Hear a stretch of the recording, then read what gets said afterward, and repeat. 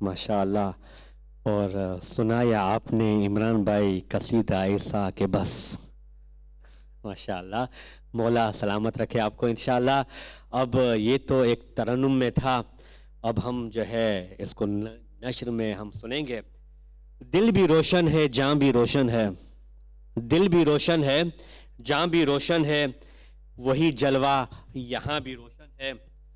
اے مدینہ اے مدینہ چراغ سے تیرے، اے مدینہ چراغ سے تیرے، اپنا یہ انگلستان بھی روشن ہے.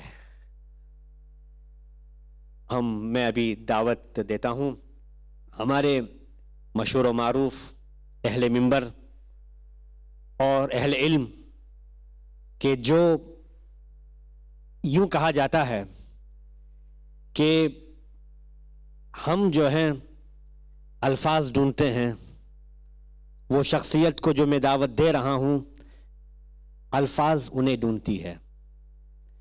ہم فکروں کو تلاش کرتے ہیں، تصورات کو تلاش کرتے ہیں، لیکن یہ وہ ہستیاں ہیں، یہ وہ ہستی ہے جن کو میں آج دعوت دے رہا ہوں کہ فکر انہیں تلاش کرتی ہے. تو میں دعوت دیتا ہوں ہمارے الحاج شیخ محمود صاحب کو، محمد عبداللہ صاحب کو، کہ وہ آئے اور اپنی مبارک اور علم سے لبریز زبان سے ہم کو کچھ یاد محمد اس طرح سے دلائے کہ بس. آپ بآواز بلند صلوات پڑھ کے شیخ صاحب کا انتظار استقبال کیجئے. بآواز بلند صلوات.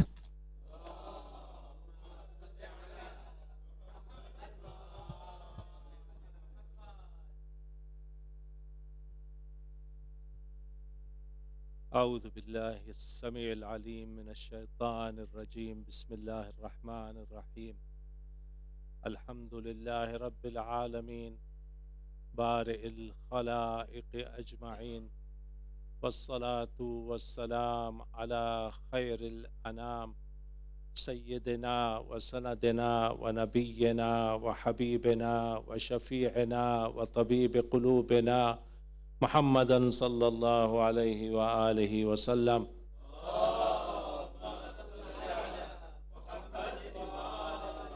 وعلى آلہ الطیبین الطاہرین المعصومین. It is a great honor to stand before you in the presence of our guests for commemorating the great day. And as a matter of fact, the whole month is the month of commemoration of the birth of Sayyid al-Mursaleen Muhammadin sallallahu alayhi wa alihi wa sallam.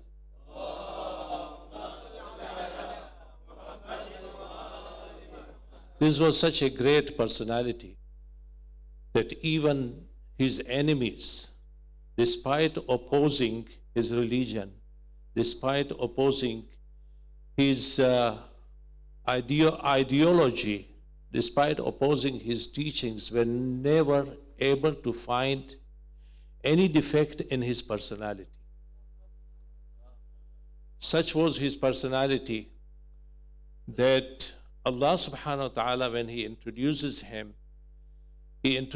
him in such a way which will leave no room for doubt that the title he brings from the heaven is such which he is going to prove on the face of the earth through the tongue of his friends as well as foes. لَقَدْ كَانَ لَكُمْ بسم اللہ الرحمن الرحیم لَقَدْ كَانَ لَكُمْ فِي رَسُولِ اللَّهِ أُسْوَةٌ حَسَنَةٌ لِمَنْ كَانَ يَرْجُو اللَّهَ وَالْيَوْمَ الْآخِرَ وَذَكَرَ اللَّهَ كَثِيرًا.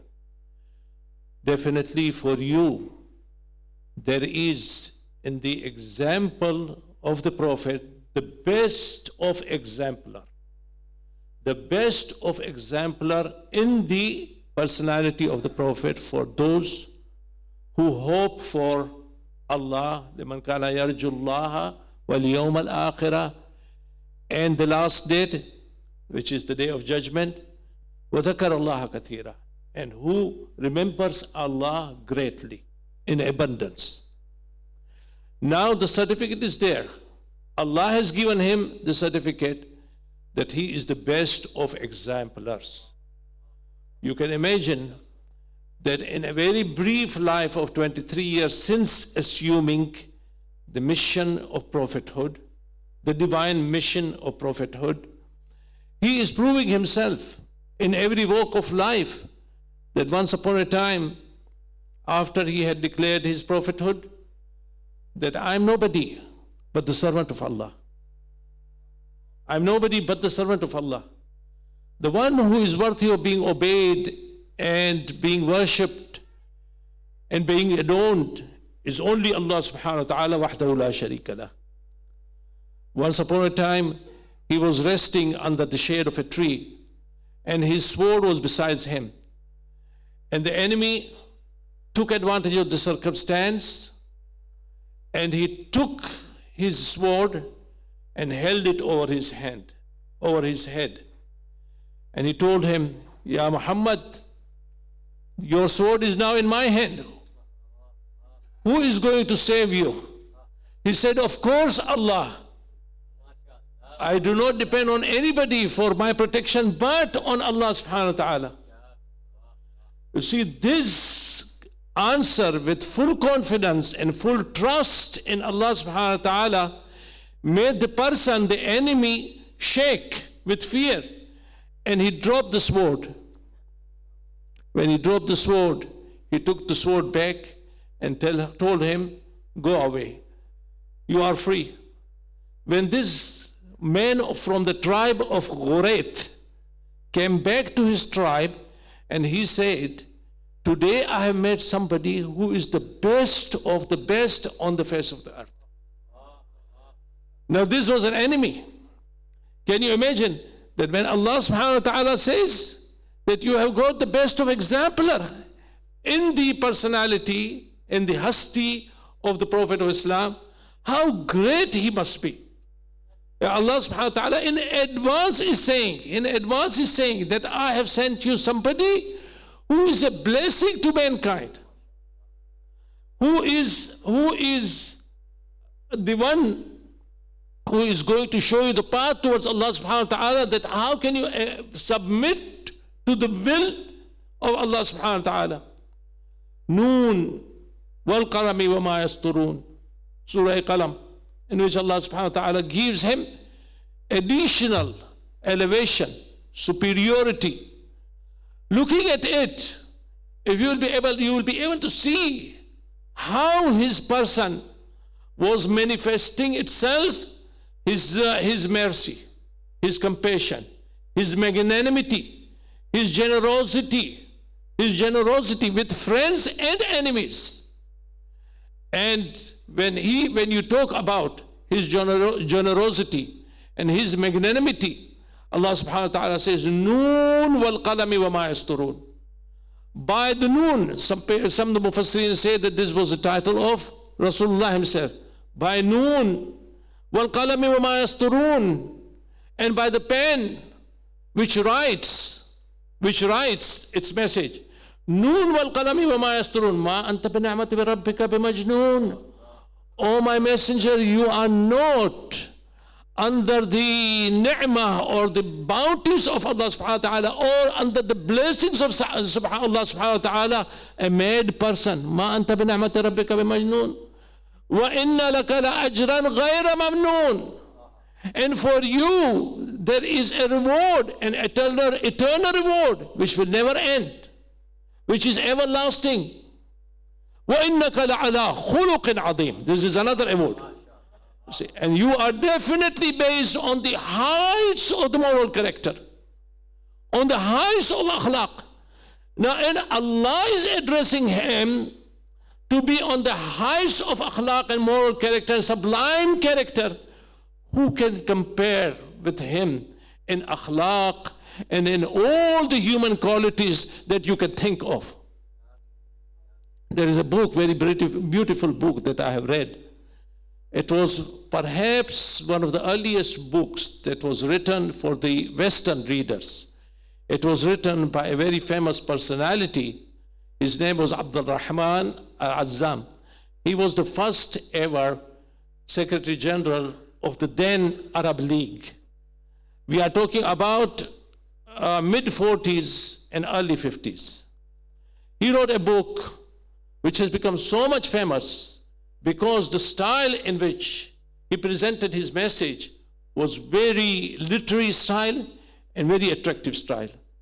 Abdurrahman Azzam, and the name of the book is The Eternal Message of Muhammad. He says, once I questioned Sir Denison Ross. He was another famous personality. He was the Dean of the School of Oriental and African Studies, the University of London, the School of Oriental and African Studies. I questioned him that you have read about the personality of the Prophet. You have read about the seerah of the Prophet, about the characters of the Prophet. Do you have any doubt that he was not a sincere person? He said, I have no doubt whatsoever that he was a sincere person. I have no doubt whatsoever that he was a sincere person. Then the second question he posed to him is this, that have you got any doubt that he was the messenger of Allah? He said, that is another question altogether. So they have reached many of the Western readers.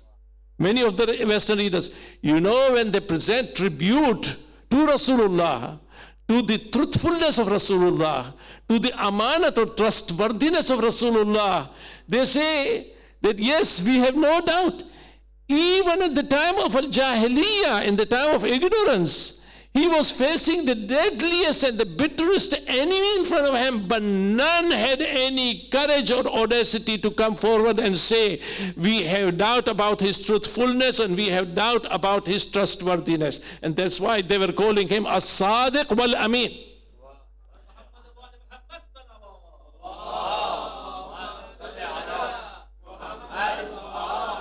These were the titles given to him by his enemies. Not by his friends, by his enemies, As-Sadiq wal-Amin. And up to now, the intellectual class who have read, who are well read about Islam, they will testify to you that as far as the human qualities are concerned, he was at the apex of human quality. As far as truthfulness is concerned, he was at the most superiority of truthfulness. And as far as trustworthiness is concerned, there is nobody as trustworthy as Muhammad Mustafa sallallahu alayhi wa sallam.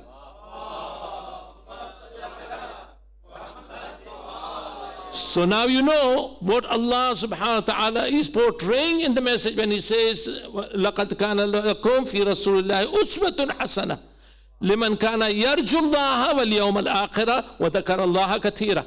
Those who have any hope in Allah subhanahu wa ta'ala, those who have any hope in the day of judgment, in the last day, those who remember Allah abundantly, greatly, then they have to accept this message. That he is the best of exemplar. He is the best of exemplar. Sometimes Muslims are being criticized and their faith is being criticized, that your faith or your religion proclaims violence against non-Muslims. And when they give an example, they say that the very concept of jihad is based on violence. But they don't read what are the conditions of jihad. In Islam and only in Islam and no other religion, only in Islam, war is permitted for the sake of peace. For the sake of peace. And that also in the last resort. And that also the Muslims are not aggressors. They do not start the war. The Muslims are the defenders. Others are the aggressors. So much so that in the final conquest of Mecca, you will be able to see the magnanimity of the Prophet.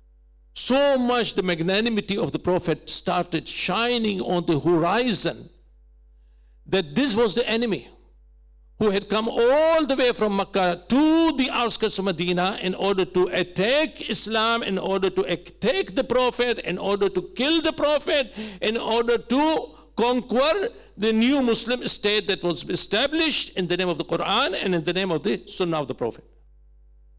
And yet, Here comes Rasulullah, who enters as a victor, as a conqueror of Makkah. Nobody ever took out the sword. The Makkah was conquered peacefully.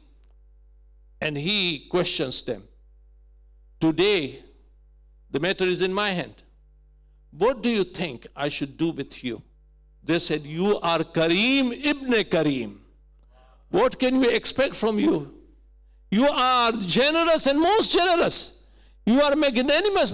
He said, I forgive you all. I forgive you all. It so happened that somebody from the Quraysh had escaped. As soon as the Muslim army entered Mecca, somebody from Quraysh escaped and went to Jeddah. And his tribesmen came to Rasulullah to plead on his behalf. Ya Rasulullah, we want you to guarantee the safety of his life. Look at the magnanimity. Rasulullah took out his turban and he gave them the turban and he said, send it to Sufyan bin Umayyah and tell him this is a surety that your life is guaranteed and secured. You can come back. Nobody is going to harm you. Nobody is going to kill you. And this person came back from Jeddah. And he did not convert until after 4 months, when he had the time and opportunity to study the values of Islam and to study about the teachings of Islam. And then after satisfying himself without anybody forcing him, he accepted Islam. These are the teachings of Rasulullah. Even in the time of war, Rasulullah laid down certain principles which were followed meticulously. And whenever an army used to go to defend Islam, to face the enemy, the principle was always there. The laid down rules were always there. And they were read in the battlefield itself. The army is about to face the enemy who is well armed, great in number, which has got all the power in its hand, all the riches in its hand, and these are small in number and not well armed. They haven't got enough arms to defend themselves. And yet they are being told that if the enemy tries to flee, you are not allowed to attack him, to attack the enemy which is fleeing from the battlefield. You cannot attack him from the back. If the enemy brings women and children, if there are women and children, you are not allowed to attack women and children. It is totally prohibited in Islam to attack women and children. The means of livelihood, the agricultural land, the cattle, these things on which the livelihood of people depends. You cannot attack it, you cannot destroy it. Otherwise, the war does not become a jihad. Jihad has got certain principles which have to be abided and followed. And in jihad, you are not allowed to attack those people who have not come to fight the war. The civilians, you cannot attack the civilians. You cannot attack the wounded. He is wounded. Now he has got certain rights of being a person, even of the enemy. He is wounded, he cannot be attacked. He cannot be fought against. These are the values that were preached even in the theater of war. Now, how can you possibly say that Islam is violent and Islam proclaims jihad against its enemies and against non-Muslims and this thing and that thing? Well, when you look at the values that Islam is proclaiming, Islam is preaching, look at the values. Where he among his friends, among his companions, he was the most kind, the most polite, the most generous. So much so that in the battle of Badr, when the prisoners came, when the prisoners of the Quraysh were caught, even one of his uncles, Abbas bin Abdul Muttalib, was among the captives of Badr. Because he was brought by the enemy in the battle of Badr to fight the Muslim army. He was a man of influence. He was a man of riches. he was a businessman and he was very rich. And they had to drag him because this is a common interest involved, that either we all get destroyed by the Muslim army or we go and defend for our own interest. Abbas bin Abdul Muttalib was one of the captives. Rasulullah said, although he is my uncle, at this time you have to forget that he is related to me. Treat him as you treat anybody else whom you have brought, who have come to fight you. And he had to pay the diya, he had to pay the financial penalty in order to get his own release. But there was the others who had no money, who had no support of their tribe, who were poor. Rasulullah kept a condition that if they cannot afford to pay for their own release, then let them teach the Muslim children, 10 Muslim children, how to read and write, and that is the price of their release, and release them. Even those who did not know how to read and write, how can a release be obtained for them? He said, I forgive them, provided they undertake that they are not going to fight the Muslims again. Forgiveness was given to them. Even in the time of conquest, when the captives used to come and they used to be distributed among the Muslims, he made it a condition. Nobody has got any right to keep a servant in his house until he undertakes that he is going to feed the servant or slave with the same food or even better food than he and his family is eat. Can you imagine? Dress them with the same dress or even better than you wear.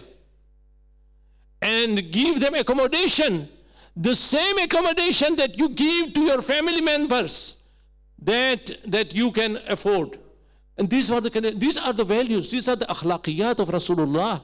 These are the akhlaqiyat. That's why there is no other personality on this face of the earth which has been so much written about and discussed as Rasulullah Muhammad Mustafa sallallahu alayhi wa sallam.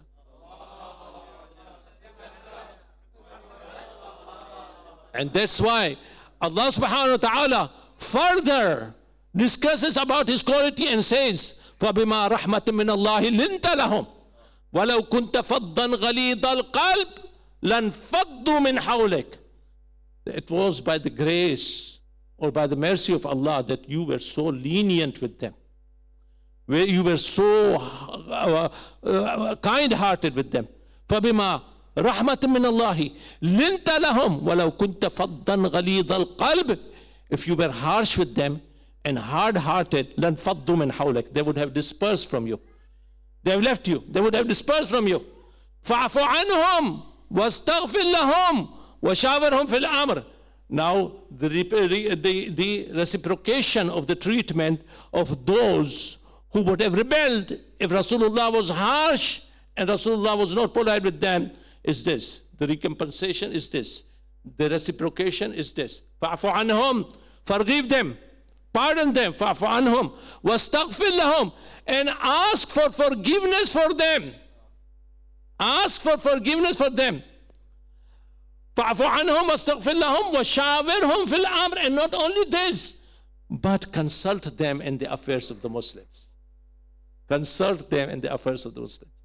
And that's why Amirul Mu'mineen Ali bin Abi Talib salawatullah wa salamullahi alayhi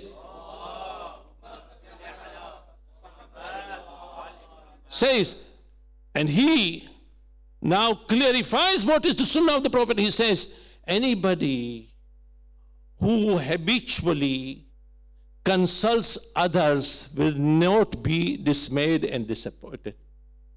The problem with us is this, that we do not consult each other. We have left one of the most important principles of Islam, of building the society. The society cannot be built with dictatorial means. It has to be built on consultation, mutual respect for the viewpoint of others. And in this way society is built. Ki Muhammad se wafa tune to hum tere hain. Allama Iqbal. کی محمد سے وفا تو نے تو ہم تیرے ہیں. یہ جہاں چیز ہے کیا؟ لوح و قلم تیرے ہیں. صلی اللہ علیہ نبی.